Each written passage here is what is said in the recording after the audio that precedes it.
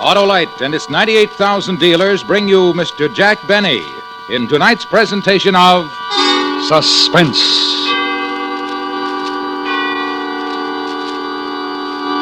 Tonight, Autolite presents the story of a successful bank robbery, including the astounding history of the unhappy man who perpetrated the crime. It's called The Face is Familiar. Our star, in his first dramatic appearance of the season, Mr. Jack Benny.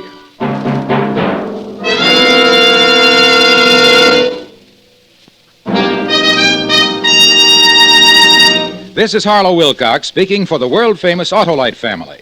Tonight, we announce the $100,000 Autolite family charity drawing. During the next 11 weeks, all of you 18 years of age or over can take part in this greatest of all charitable events. And here's how. Just visit the showroom of any Autolite family car dealer and sign your name and address on the registration form he gives you. Ask him to sign the receipt portion. That's all, nothing else to do. No need to buy a thing.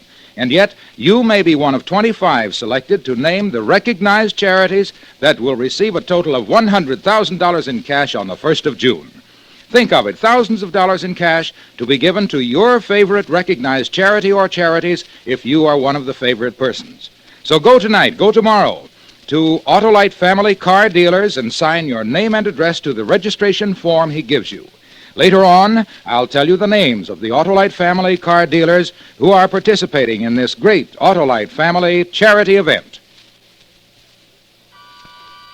And now, Autolite presents transcribed The Face is Familiar, starring Mr. Jack Benny, hoping once again to keep you in suspense.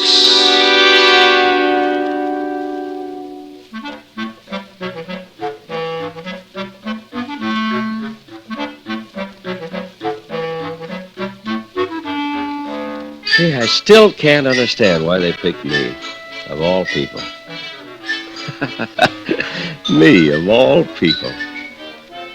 That's why it's so hard to believe. That it all happened, I mean. But it did. It really did. Just because I like to go to the railroad station. Walk around, look at the trains, study faces. I never forget a face. I never forget a train, either. But it's easier to forget a face. But a matter of fact, I remember some faces that would be a lot better for me to forget. Like Harry Edmund's face, for instance. That's the day it all started. The day I saw Harry Edmund way across on the other side of the terminal. That's the station. He was talking to a big fellow. Harry's face I remembered right away. I never saw the big fellow before. Better get going, Harry. But you can't pull off the job. I stuck up a bank before. Yeah, sure, and they'd spot you the minute you walked in. I know you, too. This is your hometown. Oh, sure, neither one of us is right. Let the boss decide. Come on. I thought about it on the train down. We need somebody new. We're not splitting this take with anybody else. It goes three ways now. Look, if we have to, we have to. And if we wait too long, we gotta let the whole thing go until next month. Then we wait. Not for me. This town is too hot for me. Somebody is liable to recognize me. Yoo-hoo, Harry! Harry Edmund! Who's that? Where? Over there, some guy calling you. Harry Edmund, you old son of a gun. Brush this guy. Well, good old Harry Edmund. You got me mixed up with somebody else, mister. No, I haven't. I know who you are. Yeah? Harry Edmund. You used to live on 12th Street and 2nd Avenue. What city? This city. Here. Don't you remember me, Harry? Can't say as I do, so... Harry! Oh, Harry Edmund! Harry! Hey, Harry. No kidding. You remember me, don't you? Seriously, Harry. You remember Pinky Smith? He had a wart on his finger. And Alan Davenport. He had a birthmark on his neck. Well, I'm Tom Jones. I have nothing. I'm clean. Brush him, get rid of him. No, wait. I think we got our answer. Hey. I think we got the agent paid to handle some of our bank business. Harry, try to remember. Go ahead, now. Try to remember. Yeah, 12th Street and 2nd Avenue. That's right. That's right. Well, I used to live around there somewhere, but I still can't... Let me give you a hint. Go ahead. Remember Gordon's candy store on the corner? And remember the great bunch of guys who used to hang out there? Yeah? And remember those pesky kids who used to tag along, nagging, saying, let us in. Can we come too? Always pesting. Always trying to horn in. Well, one of them was me, Tom Jones. Remember me now, Harry? What'd you say your name was again? Jones. Tom Jones. The name sounds very familiar. We grew up together. Yeah. Yeah. Well, what are you doing these days? Oh, a little bit of everything. And you? Banking. Oh, money, huh? Yeah. Well, that's a nice field. Well, I gotta go look at the people. It was good talking over old times with you, Harry. Hey, come on. Oh, wait a minute. Look, you mind waiting a minute? What's your name again? Tom Jones. Remember? Oh, yeah, Tom. Yeah, well, wait a minute, huh? Well, I'm kind of busy. Lots of appointments this afternoon. Oh, I'd like talking over old times with you, Tom. Maybe we could have a drink and dinner. Well... On me. Oh, well, yeah. Good, except that Joe has an appointment here. Joe, couldn't you break it? Wait here a second. Tom Jones. Tom, yeah.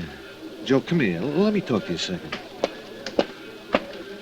What? Now I know I got the answer. I know I found the pigeon who's going to do it for us. Let the boss figure that out. I tell you, I got it figured. Look at that guy. Yeah? He is it. Him? He don't look like nothing. Right, he's nothing. Isn't that what we want? Nobody that anybody ever saw before. Nobody that anybody would ever think of looking at twice. Job's ready. And if we don't pull it this afternoon, we lose another whole month, so come on. Oh, Joe can make it. He is going to join us. Joe, I forgot to introduce you. Have you met,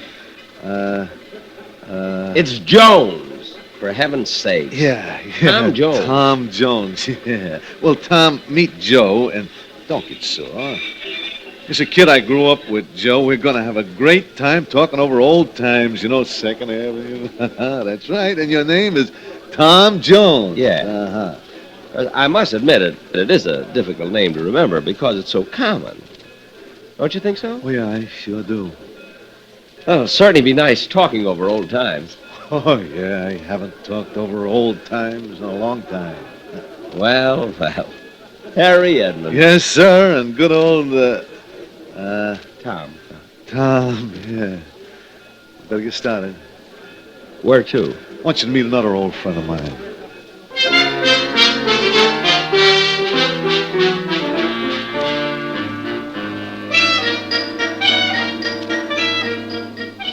Harry must have been doing very well. Very well. I mean, for a man in the money game. He had a brand new sedan with real leather upholstery. I know it was real leather because that used to be my game. Leather upholstery. Not much money in it, at least not for me. But I didn't let Harry know that. No, sir. What if he ran into another old friend from 2nd Avenue? The other old friend said, "How's old Tom Jones doing?" And Harry said, "Not very well. Not very well at all." Well, that can hurt a man once it gets around. And then what happened? Well, when I came back to the main office, I said I want 40% commission from now on. Really? But, of course, that would have made me a partner, the boss said. Uh-huh. After all, Harry, I'm not the kind of a guy who can be cooped up in an office. I've been a roadman. The lure of the open road. Oh, yeah. The call of the open streets. See, I'm an outdoor type of salesman. Something of the pioneer kind, you know? Pioneer? Yeah, pioneer, yeah. You see, there are those salesmen who are made for offices and those of us who get out and break the plains, so to speak. Tom, you surprise me. Oh, I could keep going for hours, Harry.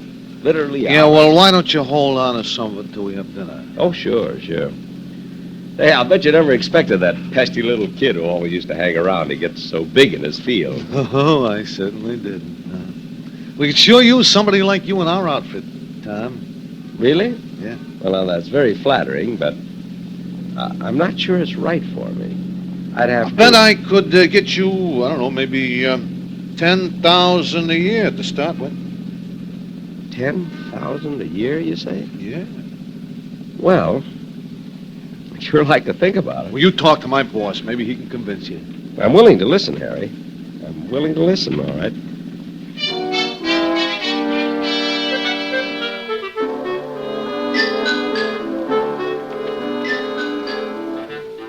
The business Harry was in was mighty successful, if the home of his boss was any indication. It was a beautiful big yellow house with a lovely green front door, and you could tell it was the home of a man who had worked his way up and knew what to do with what he had. Inside it was very homey. 2 fireplaces in the living room that looked like they were burning. A beautiful plaid carpet that must have been a real Oriental, and they wanted me in the business. Me, Tom Jones, of all people. Brandy, Mr. Jones? No, thanks. Thanks. Spoil my dinner. Cigar? Well, All clear Havana? oh, I can see that. I can always tell a good cigar just by looking at it. I know cigars, and faces, trains. You're a very well-informed man, Mr. Jones. Well, you're kind of unusual yourself. Why? You remember my name. Don't most people? Most people don't even recognize me. People I've known for years. Is that so? Now, don't get me wrong. It's an asset in my business. See, people who tell me no when I try to sell them something say, come back next year. But I come back next week, and they don't even remember I was in the first time. Believe me, a face like mine doesn't come along every day. I like you, Tom. Mind if I call you Tom? Certainly not, Mr. Just call me Boss. Everybody calls me that, especially people I like, and I like you. I like you, too, boss. Then you're interested in coming into the organization? Oh, I might give it a whirl. Let's put it that way. I wouldn't want it any other way. A trial for both of us. And the pay Harry mentioned? Oh, I told him a starting salary, boy. Let's talk about that at dinner. Come on, we'd better get started. Isn't 2:45 in the afternoon a little early for dinner? We have a few errands to do. Excuse us just a minute? Oh, of course, sure.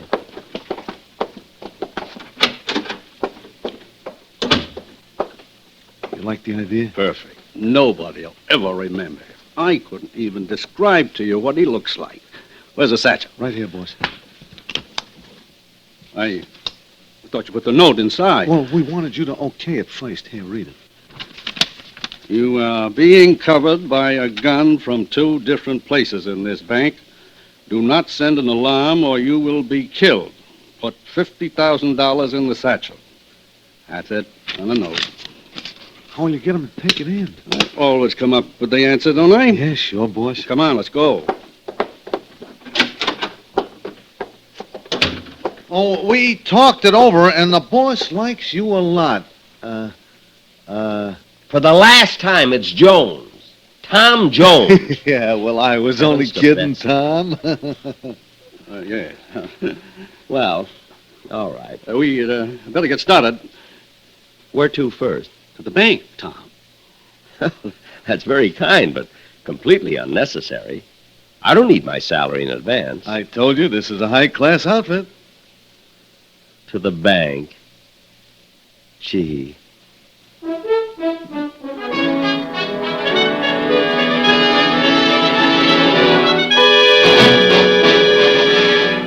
Autolite is bringing you Mr. Jack Benny in The Face is Familiar, tonight's presentation in radio's outstanding theater of thrills, Suspense.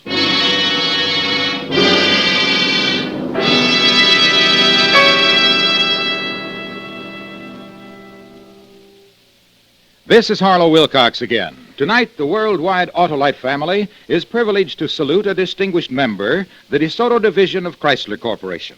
So I've stopped in at my local DeSoto Plymouth dealers to learn all about the wonderful DeSoto's 454. Well, you're right about the new DeSoto automatics, Mr. Wilcox. They are wonderful, and for many reasons. For instance, there's the great DeSoto 170 horsepower Fire Dome V8 engine, the world's most efficient engine design. Well, explain why, Mr. Dealer. The secret's in the hemispherical design of the combustion chamber. That's where your fuel is exploded to give you power. This design squeezes every last drop of power out of your fuel. Lets you use regular gasoline for real economy.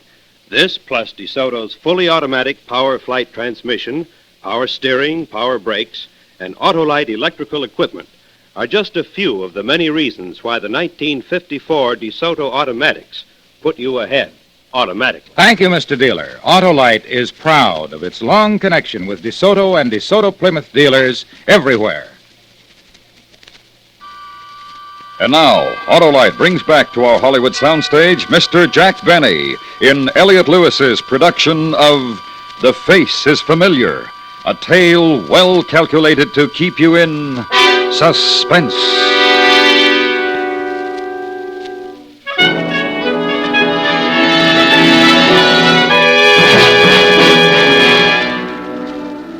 Gee, isn't it funny how you wait a long time for your ship to come in? There I was, watching a train, and my ship came in. Just because I recognized Harry's face. Well, you gotta keep on your toes in this world. Because when opportunity knocks at your door, you gotta be all set to open it. Well, anyway, I'd opened the door, and before I knew it, we were downtown.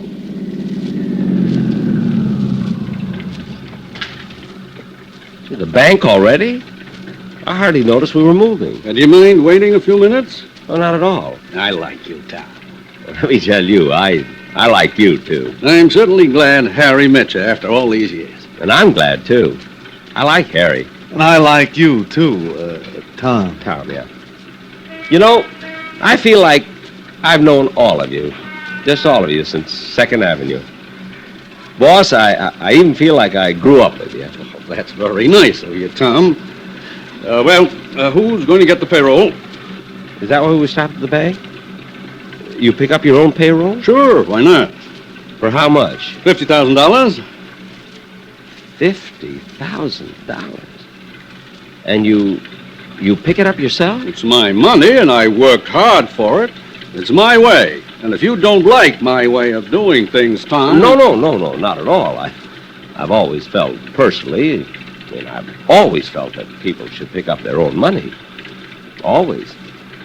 Especially if it's $50,000 or more. Besides, armored cars haven't been doing too well in the past few years. I like the way you think. Well, maybe we should all pick up the payroll. Wouldn't that make us a little too conspicuous? Yes. Besides, I want to discuss you a little more. I think you'll work out. Fine. Say, maybe Harry can pick up the money while we talk. I wanted to discuss you with Harry. Oh. Well, how about Joe? Joe picked it up last time. I don't like the same man going in twice in a row. See, not Harry, not Joe, or you.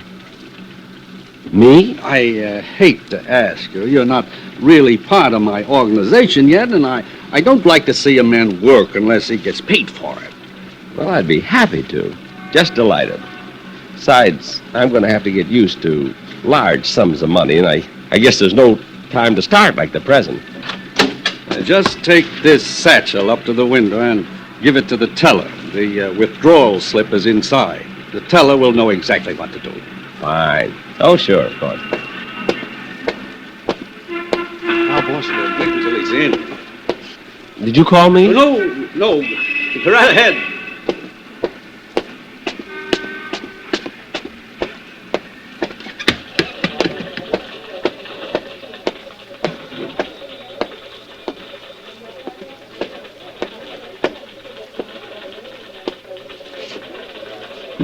My, it's certainly crowded. So many people waiting in line. Yeah.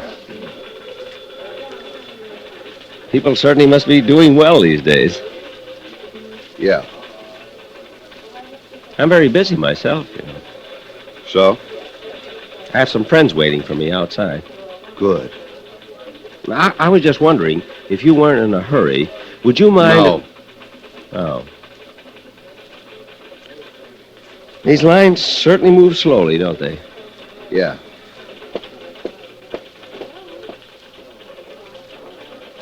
Well, he certainly took long enough at that window. Yeah. I hate people who dawdle over money. Don't you? I guess.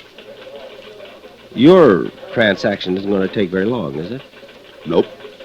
Good, good. That big bag you're carrying had me worried. Yeah? What sort of business are you in? Penny vending machines. Pennies? All those are pennies? Something wrong with pennies? Oh, no. No, of course not. Excuse me. I think I'll try that other line.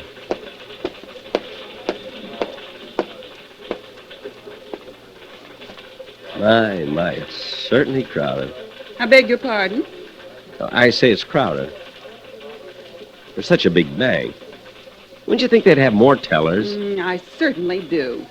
I mean, one, say, to handle pennies and so forth, you know. Well, there's one gone. I like the way that teller works. I suppose. Will your transaction take long? Oh, no. Good. I'm in a terrible hurry. Some friends are waiting for me on the outside. Next, please. Yes, madam. Well, in 1950, my husband opened an account in his name, a savings account. Then he transferred it to a checking account.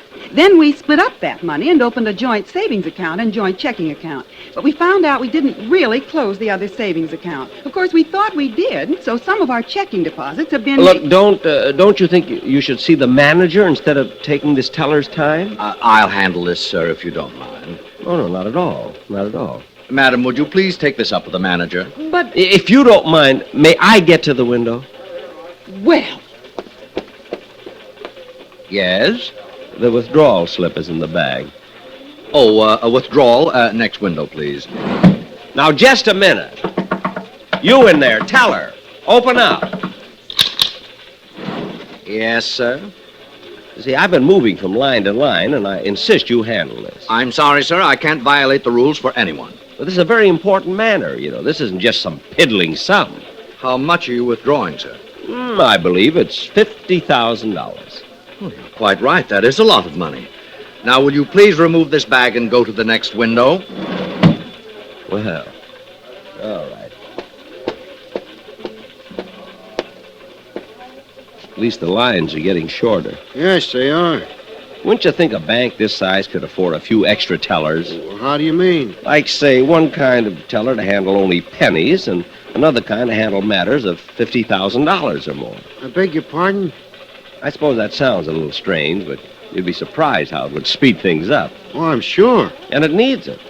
See, I came in feeling fine, just fine. Now I'm nervous from waiting. I'll be through in a minute. Well, it's terribly important. You see, some people are waiting for me outside. Next, please. Here you are. 20, 30, 40. Thank you. Next, please. Yes. Oh, wait, just a minute. Something wrong? I'll be back in a minute. My friends are calling me.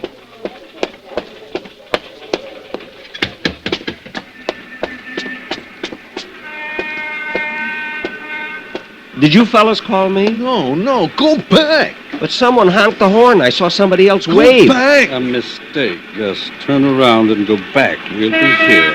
Oh, sure, of course.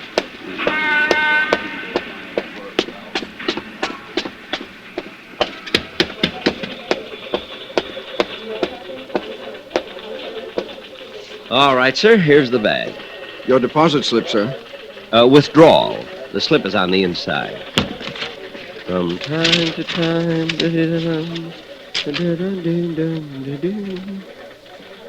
Is this a joke, mister? Listen, you. I've had enough. Now, you can read, can't you? Yes, sir. Then don't dawdle. Do what it says.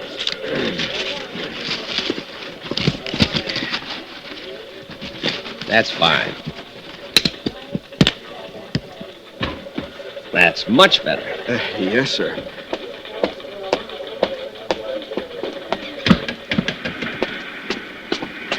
Come on. Go get it. Well, here's the money. Give me that.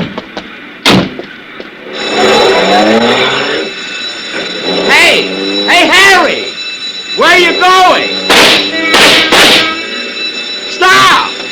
What are you doing? Harry! Harry! Harry!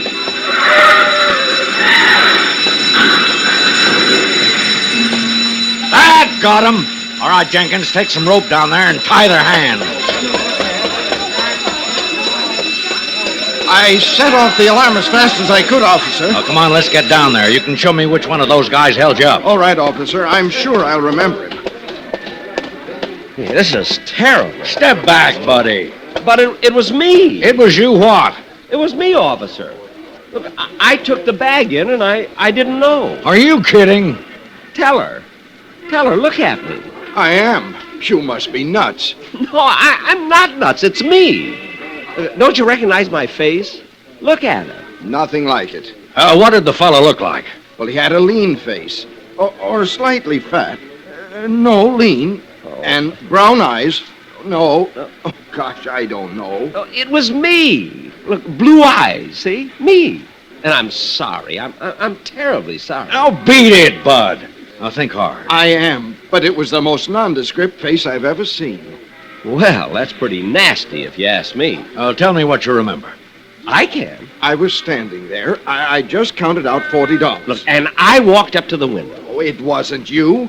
This fellow was about 6 feet tall. Or 5.5. 5 feet 8.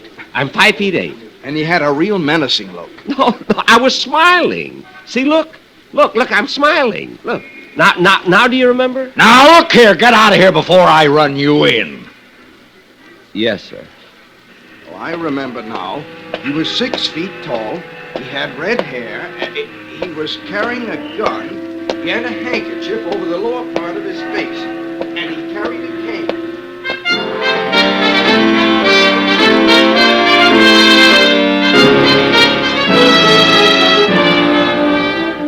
Well, that's what happened.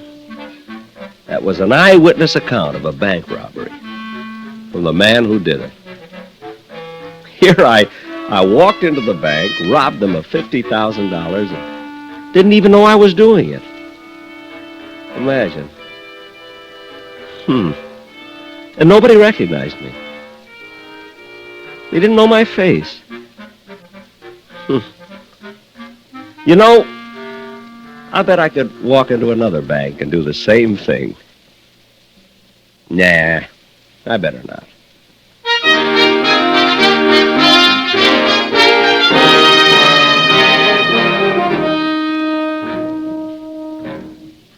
Suspense, presented by Autolite. Tonight's star, Mr. Jack Benny. Be sure you take part in the great Autolite Family charity drawing now at your Autolite Family car dealers. No need to buy a thing. Just sign your name to the registration form he gives you. Ask him to sign the receipt portion.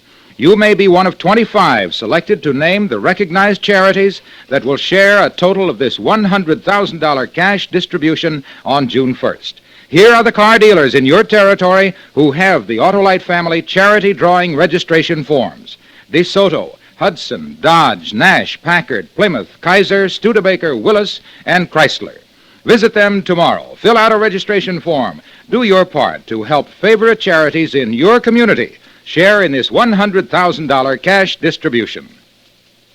Next week, a story based on fact. The dramatization of one man's deadly way of earning his living. All he needed was the morning newspaper, a telephone, and a gun. It's called Want Ad. Our star, Mr. Robert Cummings. That's next week on Suspense. Suspense is transcribed and directed by Elliott Lewis, with music composed by Lucian Morowick and conducted by Lud Gluskin. The Face is Familiar was written for Suspense by Arthur Ross. In tonight's story, Sheldon Leonard was heard as Harry and Clayton Post as Joe. Featured in the cast were Joseph Kearns, Herb Butterfield, Gene Wood, Hy Averback, and Stan Farrar. The Jack Benny Show may be heard every Sunday on the CBS Radio Network.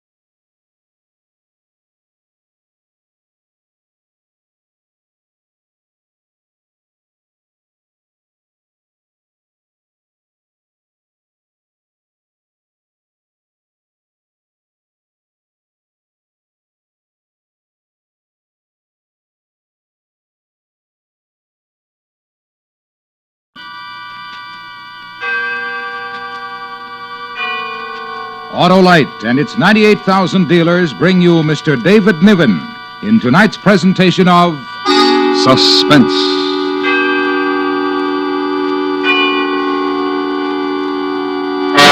Tonight, Autolite presents a story based on fact.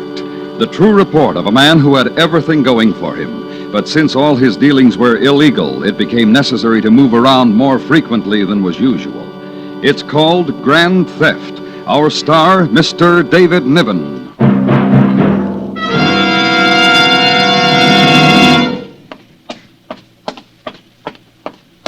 Hey, Hap, what's the rush? Well, not much time, Harlow. For what? Why, to enter that Autolite family charity drawing. You're right, Hap. And friends, if you haven't signed up in the greatest charity event of all time, you'd better hurry too. You may make it possible for your own church or hospital, Or your school or club. or any other recognized local or national charity to share in $100,000 in cash. Tell them how simple it is to enter, Harlow. Why, all you do is sign your name and address on a registration form at any Autolite family car dealer. There's nothing to try or buy, nothing to solve or write. But if you're one of the 25 persons selected, you will name any recognized charity you wish to share in $100,000. So visit any or all of these car showrooms: DeSoto, Hudson, Plymouth, Studebaker, Dodge, Willis, Nash, Packard, Kaiser, or Chrysler. There's not much time left to enter the Autolite family charity drawing, so why not sign up tomorrow? And now, Autolite presents Mr. David Niven in Grand Theft, hoping once again to keep you in suspense.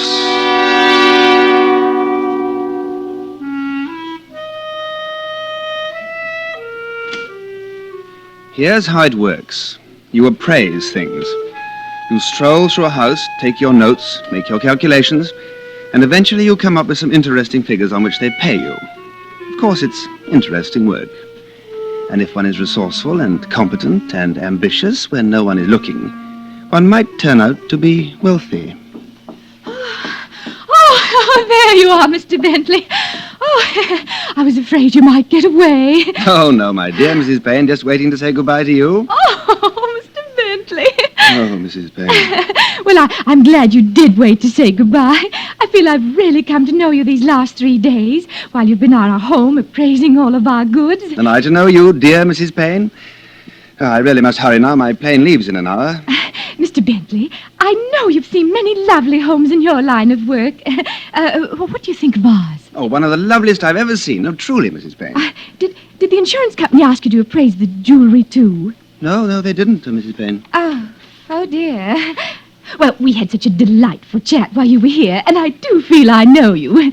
You did see my bracelet, the platinum one at dinner last night? Oh, I couldn't help but notice it, Mrs. Payne. Well, as a matter of curiosity, and I know you do have this knowledge, what do you think Roger paid for it? Well, not a cent under $5,000. Oh, then he does love me. Be most assured of that, Mrs. Payne. Oh, I really must go now. Well, whenever you're in Denver again, call us, won't you? Won't you, Mr. Bentley? Of course I will. Goodbye, Mrs. Payne.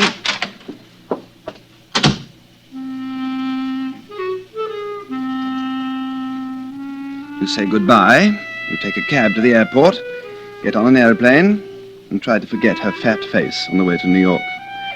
However, once there, in a little pawn shop you know of on 3rd Street, that face looms before you just for one painful second. Hi, Ben. Hi. Well, what you got this time? Let's see.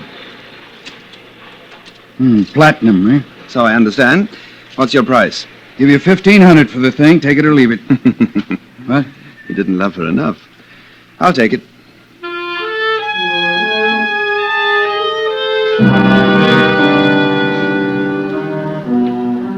But that way is very small stuff. Cheesecake instead of caviar, if you will. No, one must broaden one's horizons, enlarge one's activities, launch into greater, more productive fields. In short, one must never be satisfied with $1,500. That would be decadent.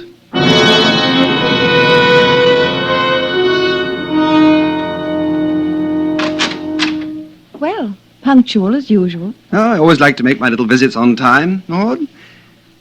I love you. And how is your dear old grandmother today? Is she comfortable? She's as good as can be expected. When do we get the money? Soon, very soon. Now, don't be impatient. I'm going to speak to the insurance adjuster later on today. But first, I'd like to speak to Mrs. Mullen seriously. She'll be the key person in this situation. Ben, wait. What? You and I, Ben, we're two of a kind, but Grandmother's not like us, and she doesn't know about us. All I want to do is just get enough money to get out of here and get married and go to Paris and forget everything. So do I, my dear. Well, whatever we do, does she have to be involved? Only in a small way, love. She's old, Ben. She's never done anything wrong in her whole life. Look, when you talk to her, be gentle. For some reason, she thinks the sun rises on your shoulders. Why, I don't know. Well, your granny is a woman of supreme taste. You might as well come along. Ugh, a terrible house. Ghastly knickknacks. It's all she has left in her life. These things, her memories. Too bad she doesn't have any money any longer. She broke her glasses yesterday. They're being fixed. You have a visitor, Grandmother. Mrs. Mullen? Mrs. Mullen? Granny, dear, good morning. Ben, it's a wonderful morning, Ben. Yes, it is, dear. Have you been enjoying yourself? You're looking well. Oh, Ben, it's such a lovely morning. Dear, I've something to talk to you about. Will you listen carefully, dear? Ben, be gentle. Sometimes she'll answer, sometimes she won't, but she hears you. What is it, Ben? Now, I want you to be a very good girl and do as I ask you, dear. Yes, Ben. Sooner or later, possibly before the end of this week, a man will call on you. Yes? Now, I don't know his name, but he will represent an insurance company. Now, he will ask you certain questions about some family jewelry. Do you remember about the family jewelry? Do you remember what I told you about the family jewelry, Mrs. Mullen? Granny? Yes, I remember, Ben. What did I tell you? Maud's grandfather gave it to me. Then I gave it to Maud when she was 21, and she's had it ever since, until it was stolen from her. Very good, dear, very, very good. And that is exactly what you will tell this man when he comes here. He'll ask you all about it. Yes, Ben. What's this all about? I thought the claim was all right. Oh, it's just that I'm going to stir things up a bit. An insurance adjuster's bound to get here in the next day or two. He'll talk to you, too, Maud. You know what to tell him. Ben, are we going to get in trouble? Shh. Now, no one's going to get into any trouble as long as dear old Granny does what she's told. Ben, dear. Yes, Granny, dear?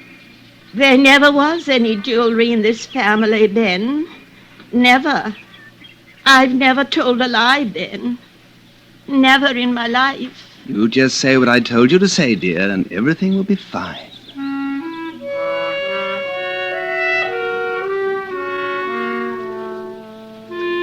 You judge the picture of an old woman who never lied, and you wonder about it. But you feel that the larger gain, the promise of it, the Paris of it, the unutterable delight of being financially exhilarated, demands that you continue the action.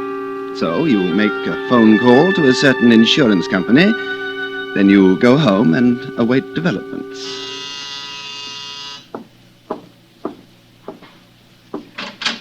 I believe you called Great Atlantic Underwriters yesterday about a claim? I did. The people who made it asked me to find out what's delaying the matter. I'm from Allied Adjustment Bureau, Mr. Bentley. Great Atlantic turned it over to me. My name's Coombs. I'm happy to know you, Mr. Coombs. Come in. Oh, thank you.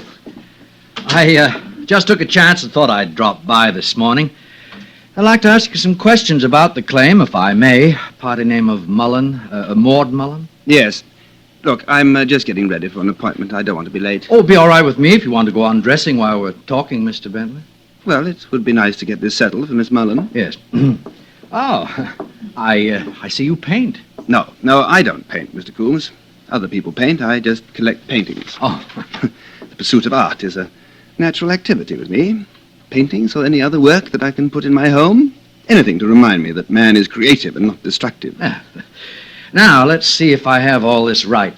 Chalmers Bentley, Bentley, no initial? No. And you're an appraiser, Mr. Bentley? Oh, yes. Mm-hmm. How about now? Are you with anybody now? No. No, different insurance companies call on me at different times to make appraisals. See? No, we're in the same business, Mr. Coombs. Different ends, of course. I appraise fine objets d'art, rare household furnishings, jewelry, and... Well, Mr. Coombs, All of those things upon which the ordinary person would have no idea how to place a price. Does that answer you? Yes. Do you work in New York all the time? Most of the time. But of course I have to travel and sometimes even live away from here, wherever my work takes me. You have any family here? No. What's on your mind? Is there something wrong with the Mullen claim? You reported the burglary for these people 6 weeks ago. You claimed that Maud Mullen was robbed of $18,000 worth of family jewelry, which you had assessed. The claim for the loss was filed 3 days later by you. And it should have been signed, sealed, and paid off by now, don't you think, Mr. Coombs? Well, ordinarily, it would have been paid by now, Mr. Bentley. If I wore a tweed, do you think I could get by without a top coat? Oh, I think so. It's quite warm outside. I get so tired wearing a coat every time I go out, Mr. Coombs, don't you?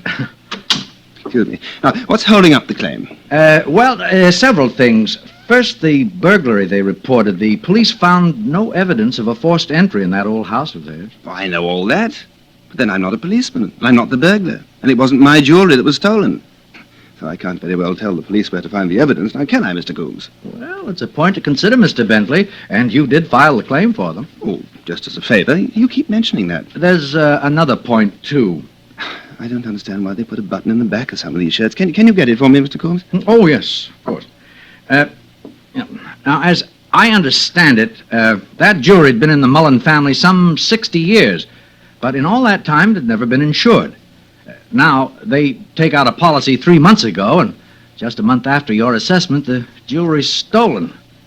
That strike you as something for us to look into, Mr. Bentley? No, not at all. Oh, thank you. Oh, of course. Why didn't they insure it before, Mr. Bentley? No, I don't know. I have no way of knowing. I see. Were you in Denver last month? Yes. Why? Appraised some things in the house of a family named Payne? Payne. Yes, I believe that was their name. Yes. Did you know that 2 days after you left, Mrs. Payne discovered a platinum bracelet missing? No, I didn't know. Well, I know. One of the companies I represent held a policy. Mr. Coombs, this has the flavor of an intimidating conversation. Why do you mention the incident in Denver? It has nothing to do with the claim of the Mullen family? Well, in a way it has, but I won't go into that right now. Oh. Mostly that's why the payment's been held up. We just want to look into it a little more. Mr. Coombs. Yeah? I know you have your little task to perform, and the very nature of your work requires you to suspicion everyone and everything. However, I appraised the jewelry in the Mullen home. I saw something of the circumstances there. They asked me to file the claim for them. When I tell them what you've just told me, perhaps they'll ask me to notify the insurance commissioner. Well, of course you can do that for them, Mr. Bentley. That's what the insurance commissioner's there for. But I'll tell you what they'll be up against. We aren't convinced there was a burglary. And we aren't sure there was ever that much jewelry in the Mullen family. And if there was, and you assessed it, Mr. Bentley, we aren't so sure that something like what happened to Mrs. Payne's platinum bracelet didn't happen to their stuff. Well, that's how it is. Goodbye, Mr. Bentley.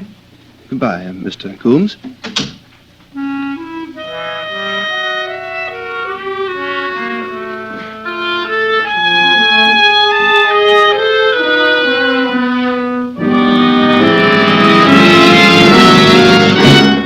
Autolite is bringing you Mr. David Niven in Grand Theft, a story based on fact.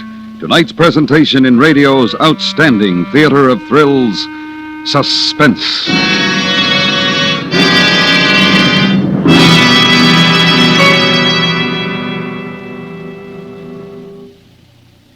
During recent months, it has been Autolite's privilege to salute leading car manufacturer members of the Autolite family and their dealers throughout the world for many years of close association. Car dealers from coast to coast have held open house, and some 30,000 Autolite men and women have visited special automobile showings set up in 26 Autolite plants. This third annual Autolite Family Salute program will be brought to a brilliant close with the opening this coming Wednesday of the famous Easter Parade of Stars automobile show in the Grand Ballroom of the Waldorf Astoria Hotel in New York City. Here, against a colorful background of thousands of living wildflowers, record-breaking crowds will see latest car models produced by members of the Autolite family. If you are in New York City this week, we cordially invite you to the Easter Parade of Stars Auto Show at the Waldorf. And wherever you live, remember, more than 400 Autolite products are famous throughout the world for outstanding quality and performance. Yes, from bumper to tail light, you're always right with Autolite. And now, Autolite brings back to our Hollywood soundstage Mr. David Niven in Elliot Lewis's presentation of Grand Theft, a story based on fact and well calculated to keep you in suspense.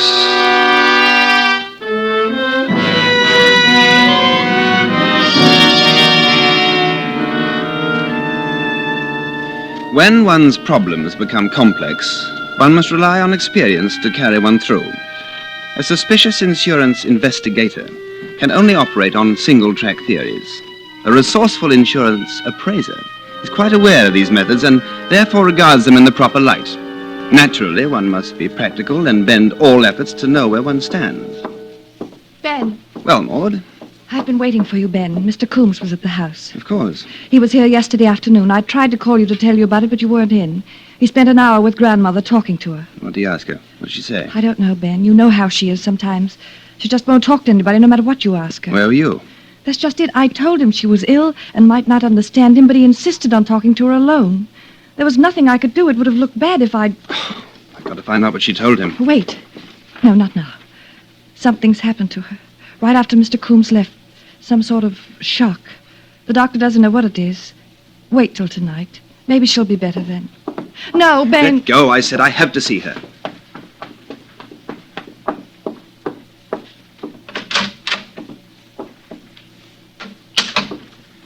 Mrs. Mullen? Mrs. Mullen? Granny? Ben? That's right, Granny. It's me. I want to ask you something, dear. It's important, or I wouldn't have disturbed you. Is it a nice day, Ben? Oh, lovely day, dear. Lovely. Mr. Coombs spoke to you yesterday afternoon about that little matter. Do you remember? Do you remember Mr. Coombs, Granny? Granny, tell me, what did he ask you? What did he say? Mr. Coombs? Oh, Ben, he was very, very nice. He smoked a pipe, like Maud's grandfather. I told him all about the jewelry, the brooch, and the ring, and the necklace. I told him it had been in the family 60 years, Ben, and that I gave it to Maud when she was 21. Is that right, Ben? Granny, that's exactly right, dear. Did he ask you anything else? Did you tell him anything else? That was all, Ben. That was all. No, you go back to sleep, dear. I'm sorry to have disturbed you. Ben? Yes, dear? There never was any jewelry in this family, Ben. Never. Of course there was, Granny. Didn't you tell Mr. Coombs all about it? Yes, I told him. But, oh, Ben, I'm an old woman. And I shouldn't have lied. No, don't you worry. It's all right.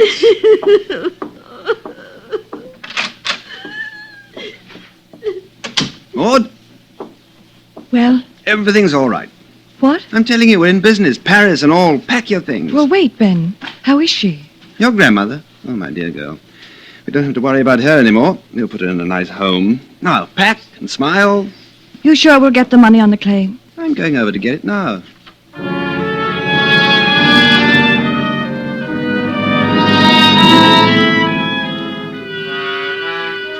Now you finish it off. Of course, there never was any jewelry, even though I assessed some. And there never was any theft, even though one was reported. However, there was a claim that in any adjuster's eyes would, on the evidence of it, appear to be absolutely legitimate. Oh, glad you came by, Mr. Bentley. I was going to phone you. This'll save time. That is precisely why I'm here, Mr. Coombs, to save time. When will the Mullins receive their money? Well, I'm afraid that's something I can't answer, Mr. Bentley. Mr. Coombs, a valid claim has been placed with the company you represent. And I'm sorry they have so many reservations about honoring it. However, I know something of the workings of insurance companies. I know that you, not the company, are holding it up. That's quite right. Why? I understand that you had the effrontery to call on that poor, sick old lady. Wonderful person. I doubt if many people call on her nowadays. Most of her friends must be dead by now. I'll tell you why I'm here. Miss Mullen asked me to come. She wants her $18,000, Mr. Coombs. The policy was written. The money is owed. Now, where is it? Grandmother made a sworn statement. All checks out there. Oh, you're satisfied then. Mr. Bentley, I want to tell you something. Now, this is off the record, just between you and me.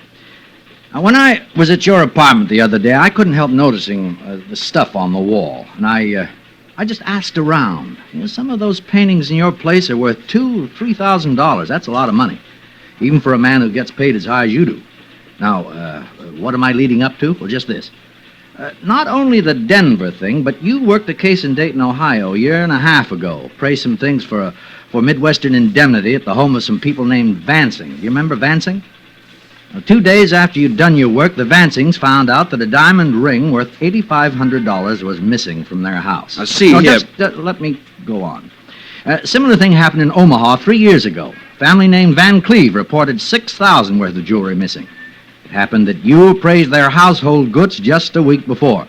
Now, here's one from San Francisco, and there's another one from St. Paul. You see? You talk as though you expected to find stolen jewelry hanging on the walls of my apartment.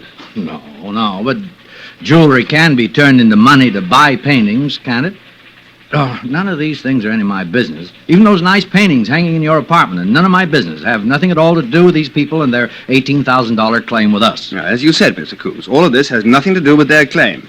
They want their $18,000, Mr. Coombs. They want it within 24 hours. Do you understand? Well, that's pretty clear, Mr. Bentley.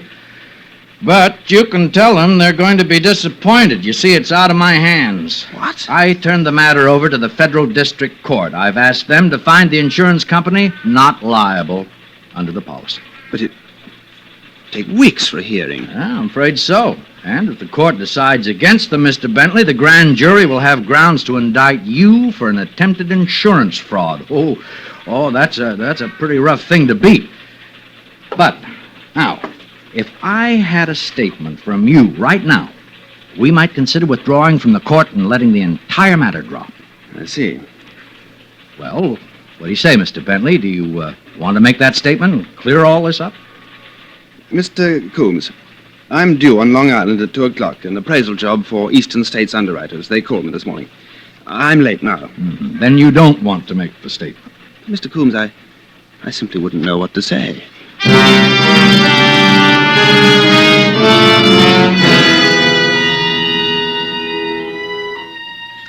You really do know what to say, but under the circumstances, it would be inadvisable to confide it to Mr. Coombs. 2 words suffice. Get out. What had looked good and promising and Parisian had suddenly turned into an ugly accusation of theft, which was not the case, but which did definitely close the door on $18,000. So, one more crack at the old game, and if you have to, Paris alone. Would you care for tea or a drink? Mrs. Prescott, I'm in rather a hurry. Thank you. Some other time. Oh, you've been so efficient, going from room to room, wandering all over the house. I'll just wager not one single object escaped your eye.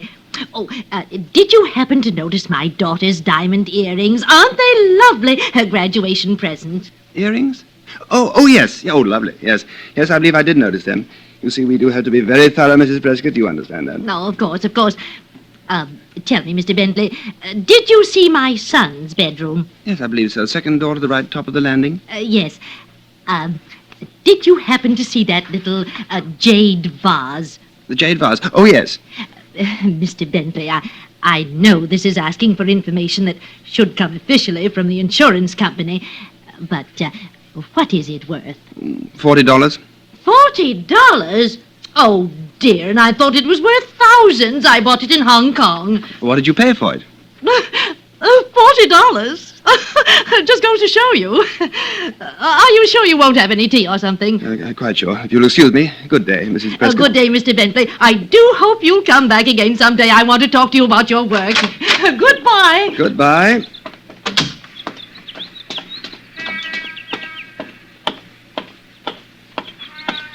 Hello? Huh? Mr. Bentley, this is Detective Ivers. Central Division, Mr. Bentley. What is this? Mr. Coombs, have you lost your mind? Your full name, Chalmers Bentley? Well, of course it is. He knows that. I understand your occupation is appraising, that right? It certainly is. Now, I have a question. Just a minute. I'd like to see that briefcase, Mr. Bentley. What? Sorry. I'll put it all back. You're behind this, Coombs. I dread to think what'll happen when I call my attorneys. It's just a little idea, Mr. Bentley. I had to risk it. Nothing in here. Nothing but a day's work, all unassorted, thanks to you. It's all right. Mind standing still? I certainly do. Now take your hands off me. I've got authority to search your person, Mr. Bentley. It'll be done sooner or later. What are you looking for, a gun or something? We have reason to believe you've taken some jewelry from this home. That's why I looked over the briefcase. That's why I have to search you. Empty your pockets. In the hat. Hold still.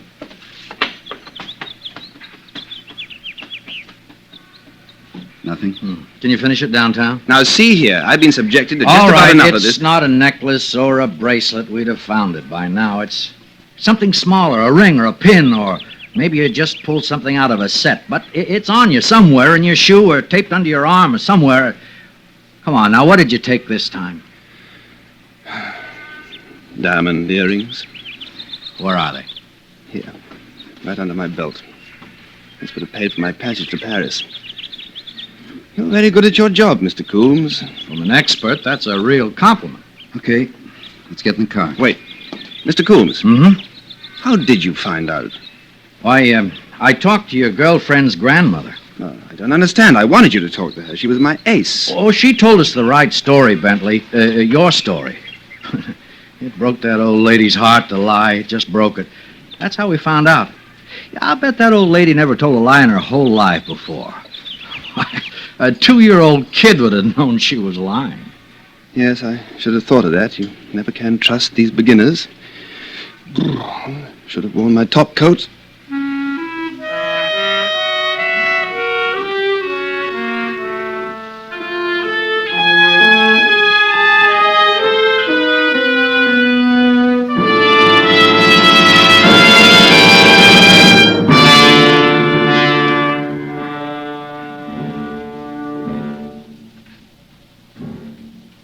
Suspense.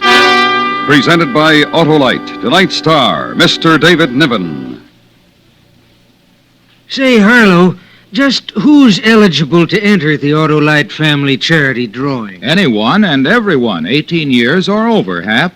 And just what do you have to do, Harlow? Why, Hap, it's as simple as signing your name and address. In fact, that's all you do. Just visit any Autolite family car dealer showroom, sign your name and address to a registration form, and nothing more. There are no sentences to complete, no puzzles to solve, nothing to try or buy. If you're one of the lucky 25 persons selected, you will name any recognized local or national charity you wish to share in $100,000 in cash. It costs nothing to enter. So give your favorite charity this once-in-a-lifetime opportunity to collect thousands. Visit one or all of these car dealers: DeSoto, Hudson, Plymouth, Studebaker, Dodge, Willis, Nash, Packard, Kaiser, or Chrysler. Not much time left, so sign up tomorrow.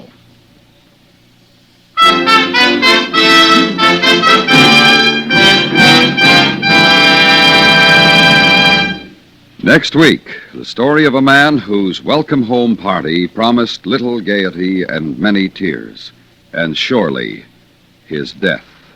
It's called Parole to Panic. Our star, Mr. Broderick Crawford. That's next week on Suspense.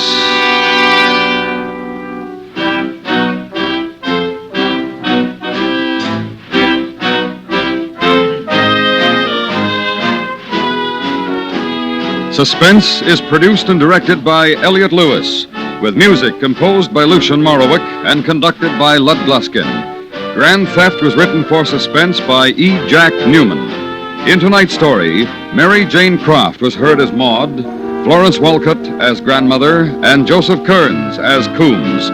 Featured in the cast were Truda Marson, Paula Winslow, and Vic Perrin. David Niven may soon be seen in The Love Lottery. And remember, next week, Mr. Broderick Crawford in Parole to Panic. This is the CBS Radio Network.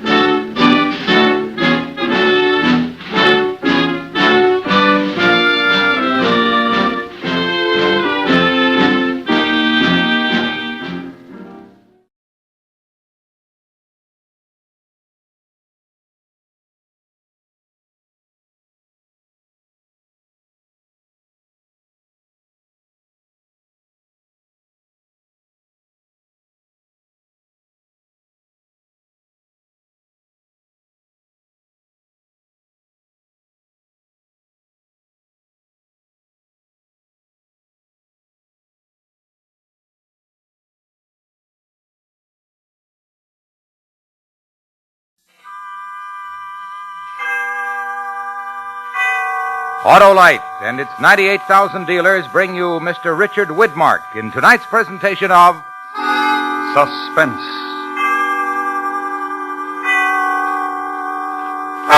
Tonight, Autolite presents the story of a man who tried to learn a lesson the hard way.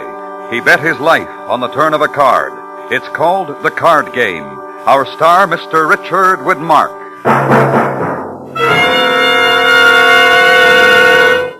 This is Harlow Wilcox with the $100,000 question. Have you signed up in the Autolite family charity drawing?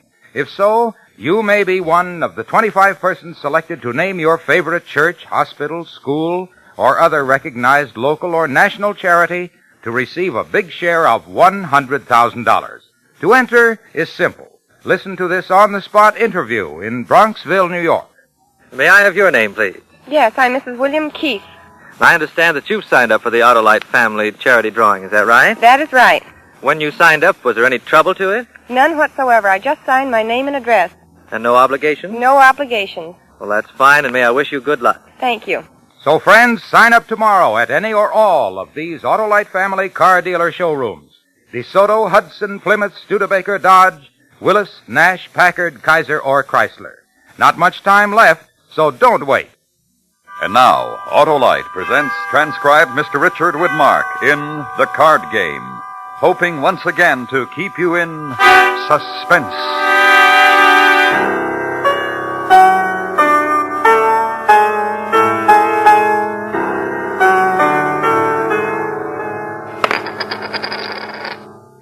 That $5? Yeah, that's $5. Me with a little pair of ducks. I'm out. Too much for you, eh? Too much.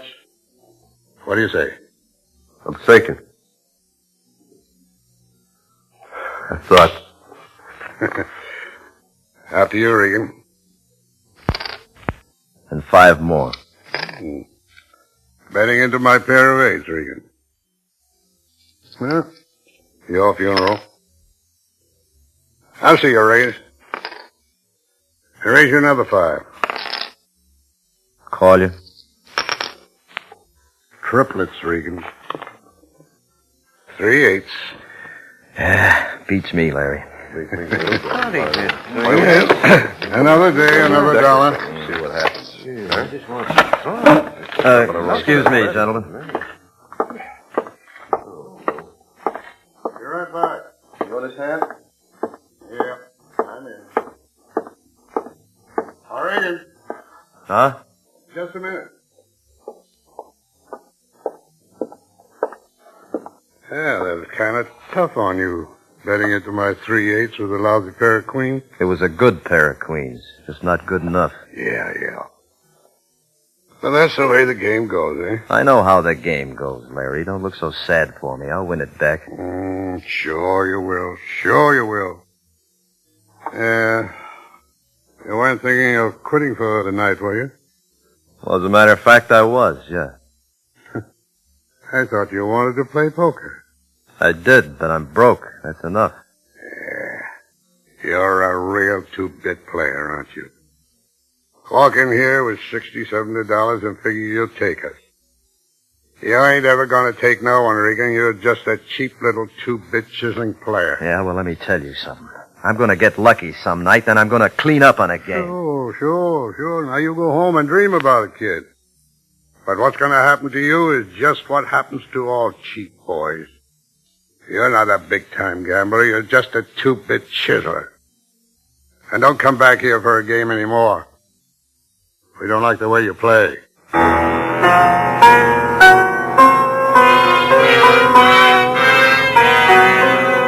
I knew a man in Bayonne once. He started out flipping dimes in the morning, and by midnight he'd been in one crap game and one card game, and he had $75,000. But me, it hasn't happened yet. But someday it will. But the baby's due in a couple of weeks, Jenny. You shouldn't be working. I called your office this morning. They told me you quit 2 days ago. 6 jobs in 6 months, chick. Well, I didn't want to worry you, Jenny. I guess I'm just not cut out to be a real estate salesman, but you don't have to go to work, honey. Yes, I do. I have a very special reason. We haven't got any money. I'll pay the rent, Jenny. How? Well, I can't lose forever. Chick. Look, Jenny, if I can just get a stake, I mean a good stake, and get in the right game, I know our luck will change. You've got to change, Chick. I thought I could change you once. I even thought you were changing when you told me you'd take a real job and all, but it's no use. You're a gambler. You always will be. Always waiting for change of luck. There's just no cure for you. Oh, honey, we've had better days, lots better days. Don't say things like that. Don't you see, no matter what you win or lose, it won't make any difference? You'll always be wanting a bigger stake, a better game. Look, I knew a man from Bayonne I know. $75,000 in one day. What do you suppose that $75,000 meant to him? When he had it, it was just another stake. Well, let's not argue about it, Jenny. No, I don't want to argue anymore, Chick. I know it's hopeless. So hopeless that I'm going to divorce you. Jenny. No. Don't put your arms around me, please. Honey, I just couldn't make it without you. You'll have to, Chick. I mean it. But, Jenny, what do you think? I have to leave pretty soon. When I come back, I hope you'll have your things packed and moved out of here. Well, look, suppose I got another job. Would that help? Would it cure you? Sure it would. If it's a good job where I could make some money. Honestly? Sure. Or would you take the first paycheck and go out and get into a poker game like you did last night? Well, that's just it. If I can get enough money to get into the right kind of a game, I can make things all right, darling. You wouldn't have to work or worry about anything. Chick, I can't do that. That's why I'm asking you to leave. But you've gone along with me all this time. Yes, hoping all this time. But now things are different. We're going to have a baby, Chick. Don't you understand?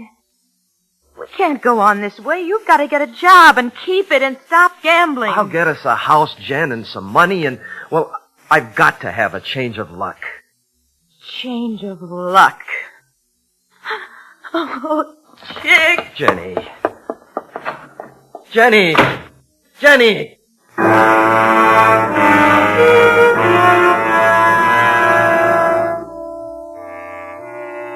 I'm right. All I need is a little luck, and I can make it all in one night instead of working 40 years. Tonight, I can make it before Jen leaves me. I know I can. If I can just get in the right game. If I can just figure a way of getting into the right game.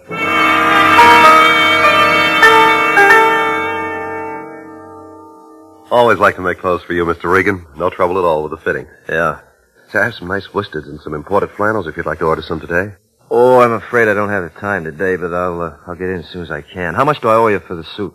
It's gone up a little since you were in, Mr. Regan. $300 in tax. All right, just send me the bill. Sure. Say, do you still drive that fancy sports car you bought in Europe? Oh, yes. Once you get used to one of those things, you don't want to drive anything else. Yeah, I guess that's so. How much to set you back? $12,000. Wow. Well, at the prices you charge for a suit, it shouldn't be too much of a jolt. I have overhead, Mr. Regan. Terrible overhead. My tailors come pretty high. $200 a week for a master tailor. All right. Well, I'd like to borrow your car, Walshy. Now, how long have I been getting clothes from you? Well, off and on, 10 years, I guess. Well, then don't look at me as though we just met this afternoon. I'd like to borrow the car for the night. A favor. Of course, Mr. Regan. Here, it's out front. Thanks a lot. You're thinking of buying a car just like it, and you want to try it out. That's it, isn't it? Well, let's let it stand that way. So when will you be back? Tomorrow morning, okay? Anytime's fine. Wait a minute, Mr. Regan. Yeah? I've got to tell you what's on my mind. What's that? Well, first, I'll tell you that you'd be surprised the four flushers I've got on my books who couldn't pay $30 for a suit, let alone $300. I'm remembering that you've always paid me, cash. But I haven't seen you in a year, and today you came in and asked me to send you a bill. No, I'm not worried about that. Well, you're worried about something. Like I said, it's been a year, and I've heard that things haven't gone so well with you lately, and I'm wondering if the suit and car may have something to do with it. Mr. Regan, you wouldn't do anything foolish, would you? Walshy, I'll tell you something. Now, you know that there are some people who are impressed by expensive clothes and fancy cars and all that stuff. And sometimes it's a good idea to impress them. Now tell me, does that sound foolish? The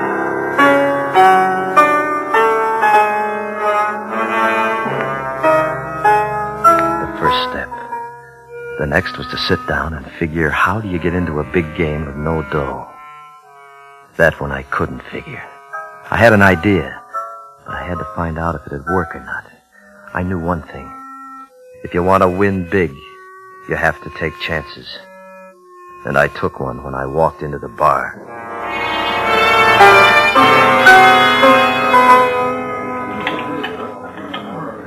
Mr. Regan. Hello, Harry. Well, like old times. What'll it be, Mr. Regan? Well, let's try your scotch. Sure. Haven't seen you around for a long time, Mr. Regan. I've been out of town, Harry. Vegas? Yeah, Vegas. Where's your suntan? I stayed indoors. I guess you did. Water, soda, what? Just like that, that's fine. That's smart. Only way to take it. Sando's doing all right here, huh? In every department. Out front and behind the front. You gonna play a little tonight, huh? No, I don't think so, Harry. Just stop by for a drink. Uh-huh. What? You know about the big game Santo has every night? Real big. Yeah, I've heard something about it, sure. Were you trying to kid? What? You never in all your life ever came into a joint like this just for a drink. You're a gambler, Mr. Regan, and there's no cure for it. Well, hello, Harry. Oh, good evening, Mr. Santo. Chick Regan, isn't it? That's right. The doorman pointed you out. He raved about your car. Pretty nice thing to get around in. I like it, Jim. Hey, now I remember. You do? Yeah. You was pit boss for me in one of my places. You used to call me Mr. Santo. Did I? Yeah. Well, let's say I've changed, Jim. Okay, let's say that. Buy you one? No, thanks. So, fill this up again, will you, Harry? Sure. Anything wrong? Yeah, just wondering about you. Uh-huh. Well, why don't you wander somewhere else? Real cocky these days, huh, kiddo? That's all right. I like that. Means you got dough. Say, Chick, the crowds play back in there behind those curtains, but upstairs I have something else going, something special. Yeah? Here you are. Thank you. Now, we could use another player. How you like to come to my office and try it out? Try out what? What are you talking about? A good game for some real fodder. No limit. You inviting me? I'm inviting you. Sorry, I just dropped by for a drink. Well, have it and then come on up. No, I didn't bring any money. Thanks just the same. Well, your IOU is all right with me, kiddo. I know you're good for it. How do you know that? Well, you've been in the business a long time. You know what happens to a guy who can't pay his way. When do you begin? Right away. Let's go.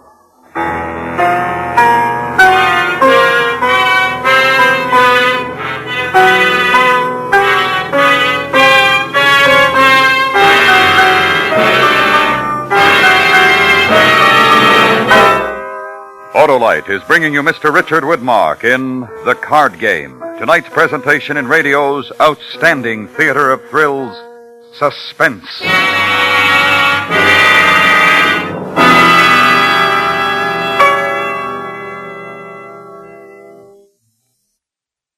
And now, in connection with the Autolite family charity drawing, here's another actual interview as recorded in Greenwich, Connecticut. How do you do, sir, and may I have your name? Michael Spazzano. I understand that you just signed up for the Autolite family charity drawing. Is that right? That's right, sir, I have. And why did you sign up? Well, our local schools need an addition, and if my name is picked, I'll designate them. I think that's wonderful, and the best of luck to you, sir. Thank you. Why don't you help your favorite local or national charity, too? It won't cost you a cent, and you have an opportunity to be among the 25 persons selected. Remember, there's nothing to try or buy, nothing to write or solve. All you do is visit any Autolite family car dealer showroom and fill out a registration form. Your entry may be worth many thousands of dollars to your local church, hospital, or other pet local or national charity. So why not visit one of these car dealers, DeSoto, Hudson, Plymouth, Studebaker, Dodge, Willis, Nash, Packard, Kaiser, or Chrysler. There's not much time left, so sign up tomorrow. And now, Autolite brings back to our Hollywood soundstage Mr. Richard Widmark in Elliot Lewis's presentation of The Card Game, a tale well calculated to keep you in suspense.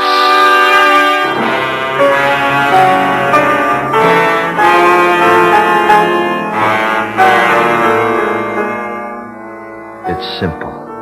All you need is the right night, the right game, and the right cards. Then you sit down and you remember everything you ever learned in every little 2-bit game you've ever played. And you do it all just right. And when you're finished, you're on your feet once and for all. You've got a pile. And then you give it up. Yeah, that's the way to be cured. But you don't know that's why I came here tonight, do you, Santo?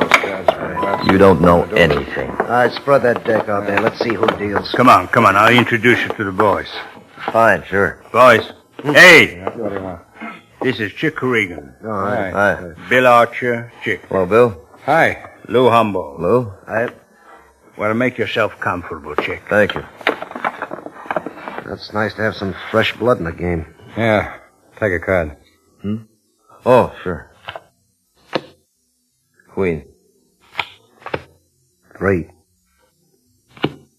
10. Well, what do you know? Ace. You deal? Oh, here you are, Chick.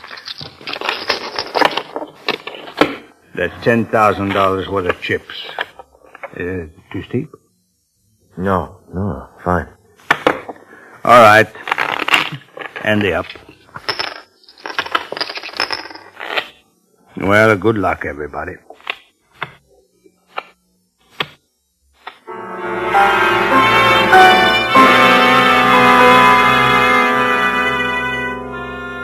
That's how I got here. That's how I got into this. That's why now I look into different faces from the games I'm used to. These guys aren't kidding. They're cold about it. Hard. But if my luck changes, I'll be in business. I'll have everything we ever wanted in all our lives. I'll take it to her, and I'll show her, and I'll say, Jenny, here it is. I won't gamble anymore. I'll beat 'em all, Jenny. All I need is one hand. Just that one hand to get me going. Oh, let's stop it. 1,000. 1,000? Okay for me. 1,000 more. Kinda frisky tonight, aren't you? You gonna stay in? I mean, your 1,000 and 1,000 more.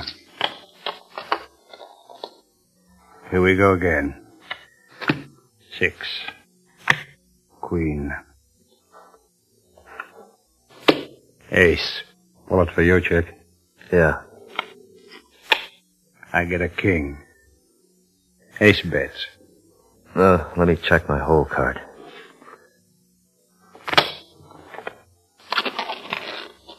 $500. I see another. I will, too. You can fight it out yourselves. Everybody else out? Okay, here we go. 10 with the queen. Another ace with the ace. About that. How do you like that guy's run? Well, what do you know? A king with my king. Bet the aces? 1,000. Your vases and a pair of kings showing. I gave up a long time ago. Jim? With a pair of kings, I have to see one more card. 10 for you. Jack for me. You still bet? 10,000. He really means it. 10, huh? 10. Take it.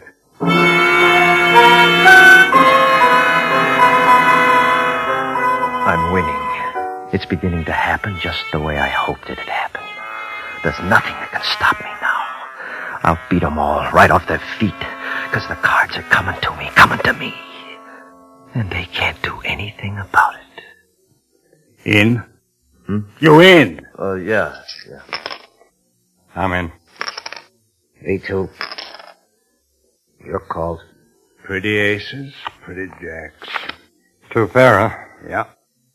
It's too lucky for me. I might have known. What do you say, chick? I've got 3 queens, Jim. Let's see him. 3 pots in a row, chick. You got the whammy on me or something, huh? Just luck. Take your money. Yeah, sure. Harry! Harry! Bring us a new deck. This Regan's getting too lucky.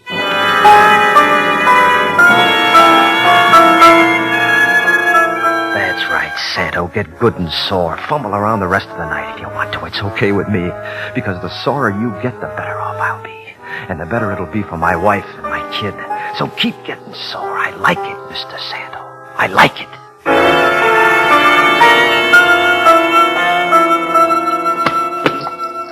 Good beat. What time you got?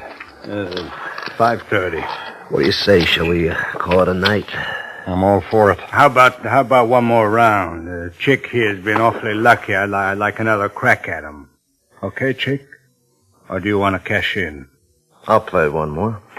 I kind of thought you'd rather walk out. You thought wrong. I'm winning. That's right, kiddo. You're winning. Not me. I've dropped 13. I've had it for tonight. Me too. You hear that? They don't want to play anymore. Well, in that case, I guess how you like to double that pot? Sure. I'll drop in tomorrow. Right now. How much you got there? 42,000. I'll cut you. High card, take all. Look, Jim, why don't you... Why don't you shut up? There you are, chick. All or nothing. High card. You don't have to do it. Let him make up his own mind. You know, I had an idea he came in here tonight to see how far he could go. I don't know exactly what he had in mind, but he's always been a 2-bit player. I still think he is. And I might be wrong, but I want to find out. Are you a 2-bit player, Regan? Put your chips out, Jim.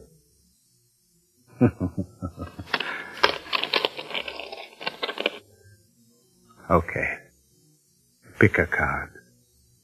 You first. Sure. 8.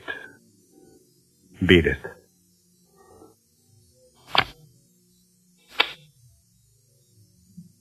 Three. Well, that's tough.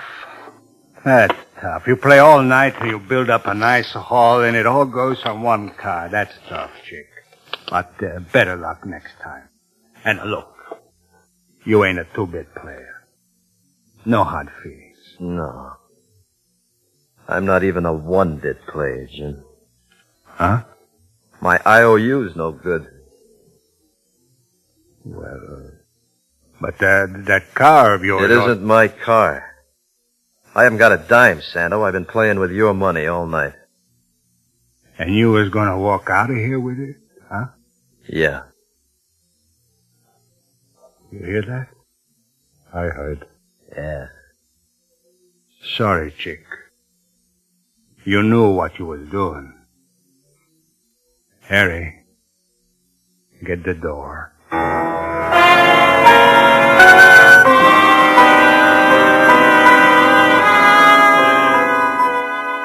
I don't want to remember what they did to me. But I'm going to, as much as I can. I woke up in the morning. I was lying in a ditch next to a highway outside of town. No one would give me a lift because of the the way I looked. But somehow I got home. And Jenny was gone.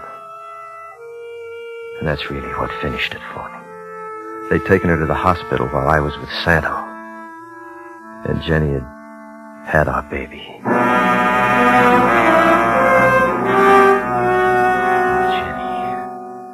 Jenny, darling. Chick, what happened to you? I'm all right, honey, but what about you? I told you I'm fine. And our baby boy's fine, but your face. Who did this to you? Who were they? Some people I tried to steal from, Jenny. What? I got in that one game I've always been talking about. I had it all for us. Enough for a house and enough for the kid. But you were right, honey. It was just another stake so I could try for something bigger. I lost it all, Jenny. And I lost it while you were here having the baby. Chick. Well, I learned my lesson. This time I'm cured. No more gambling. Chick, are you sure? I'm sure, darling. Will you take me back? Yes, darling. Then I won, didn't I? Yes, darling. You won.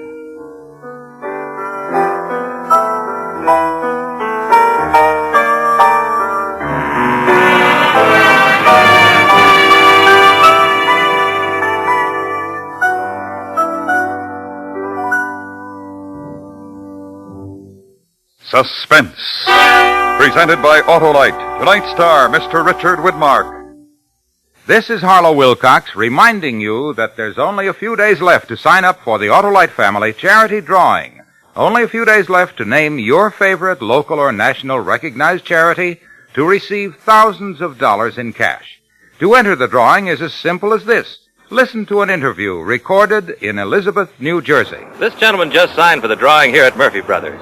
May I have your name, sir? John Gurnett. When you entered, just what did you have to do? All I did was sign my name and the address. Did you have to buy anything or try anything? Not a thing.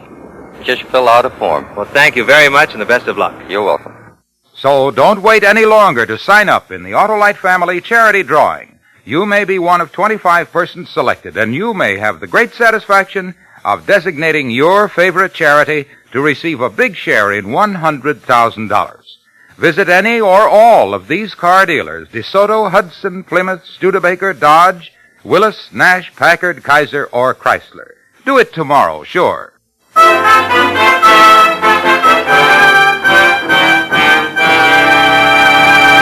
Next week, the true story of a man who alone was responsible for most of the methods of police detection in use today.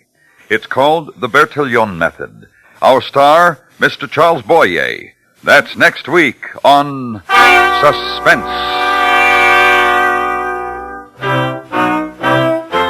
Suspense is transcribed and directed by Elliot Lewis, with music composed by Lucian Morowick and conducted by Lud Gluskin. The card game was written for Suspense by E. Jack Newman. In tonight's story, Kathy Lewis was heard as Jenny. Featured in the cast were Jay Novello, Hy Averback, Clayton Post, Eddie Fields, Lou Krugman, and Joe Granby. Richard Widmark may currently be seen in the 20th Century Fox production Hell and High Water in CinemaScope and Technicolor. And remember next week, Mr. Charles Boyer in the Bertillon method. This is the CBS Radio Network.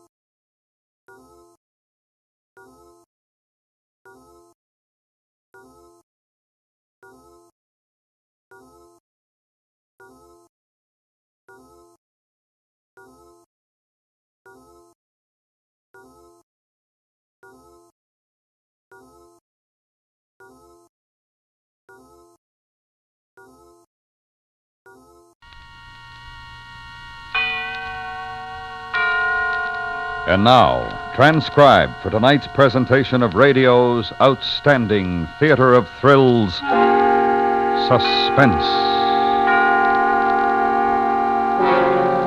Tonight, the story of a dancer who, still in her dressing room after the theater is emptied, spends the most terrifying moments of her life. So now, starring Shirley Mitchell and Vic Perrin, here is tonight's suspense play, Blind Date.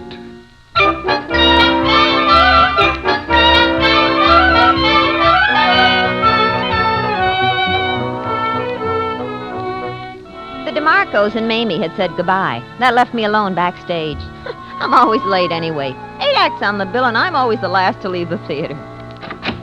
Hiya, cutie. What do you mean coming into a lady's dressing room without knocking? I never heard of a call boy who didn't know how to say, "Are you decent?" Oh, relax. Take it easy. We can't all be double-jointed. What do you want?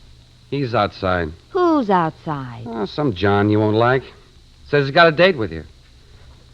Oh, baby, you're closing tonight. Tomorrow you'll be in far-off Detroit. Then will you wish you'd done the loop with me once? Huh. I'll let you do our own circuit tonight. I have a date, thank you. Go out and tell him to come in, if you please. You can do better than him. You got talent in those joints. You need somebody to watch out for you. In the profession, I mean. What's a cute little trick like you taking fourth billing to a lot of acrobats? You stick to your call boy profession, and I'll worry about my billing. Yeah. Still mad because I tried to kiss you. Ah, Gloria, this is your last night. I told you before I don't like to be touched by you or anybody else. Hey, I'm beginning to think you mean it. Get out of here. Okay. But your stage door Johnny ain't gonna be no improvement. Believe me. The idea. The very idea. Oh, darn it. Where'd I put that powder pop? Oh. I believe I'm on time. The clock on the Wrigley Tower has just struck 11. I'm Vincent Hawthorne. Oh, yes. And I thought the day wonderful till I saw the night. Come again? Not what you expected? Of course not. Well, won't you come in, Mr. Hawthorne. Here, let me take your hat, Mr. Hawthorne. Thank you. I'll only be a minute. I'm leaving Chicago. Close tonight, you know. Detroit tomorrow. I was delayed with packing and all. I'm not quite dressed.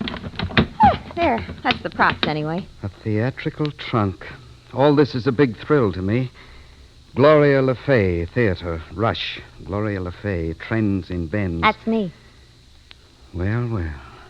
This is my first experience meeting an artist. Oh. Gloria. A lovely name, Gloria. It fits you.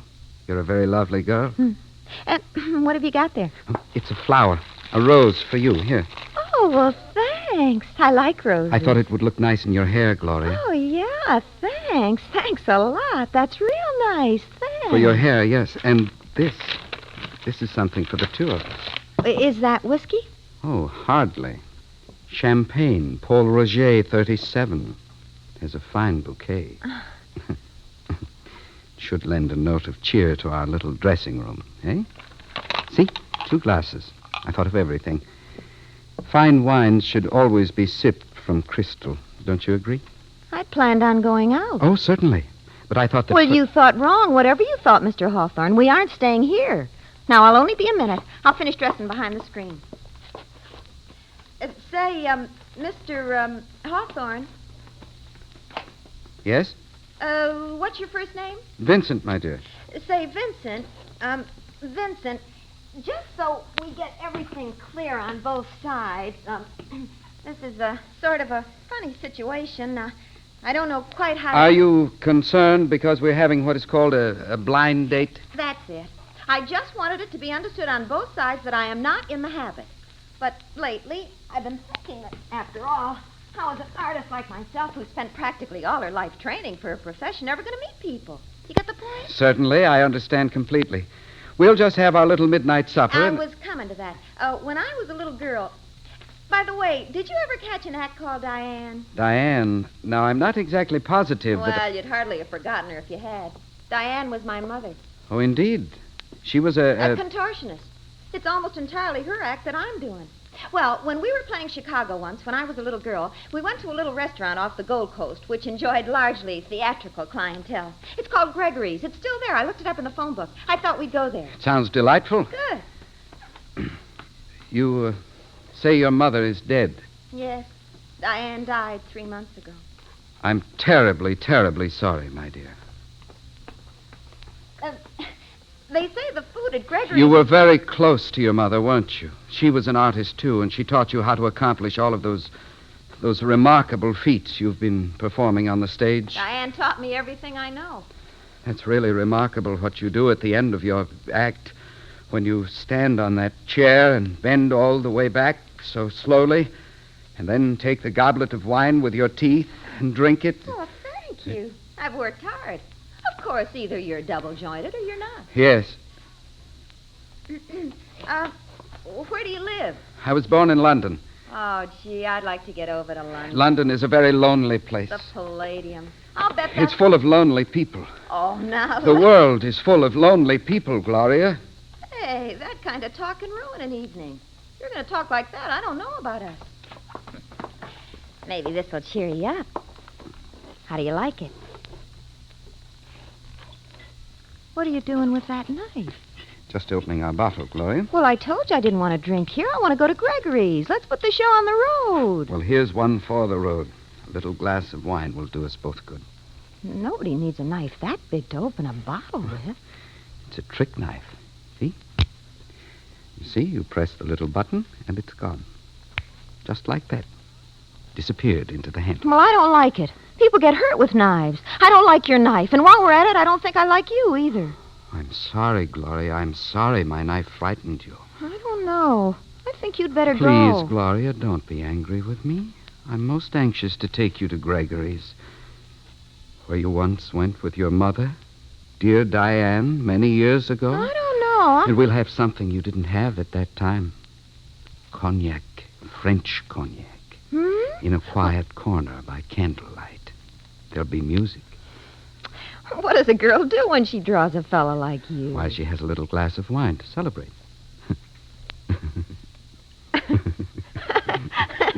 Good. Good. Here we go. You haven't said anything about my dress. One for you, one for me. Oh, thanks. Here's to a pleasant evening, Vincent. No, Gloria. Here's to us. Okay. Here's to us. There. That's a little better. Nice. Mm. Vincent, what does somebody like you do for a living? I was a part of Rembrandt and Morris wine merchants. Oh.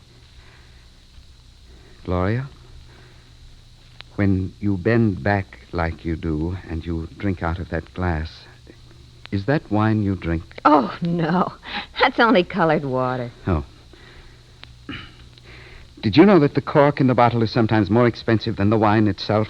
You don't say. It's imported from Spain, you know. That's what costs. Oh.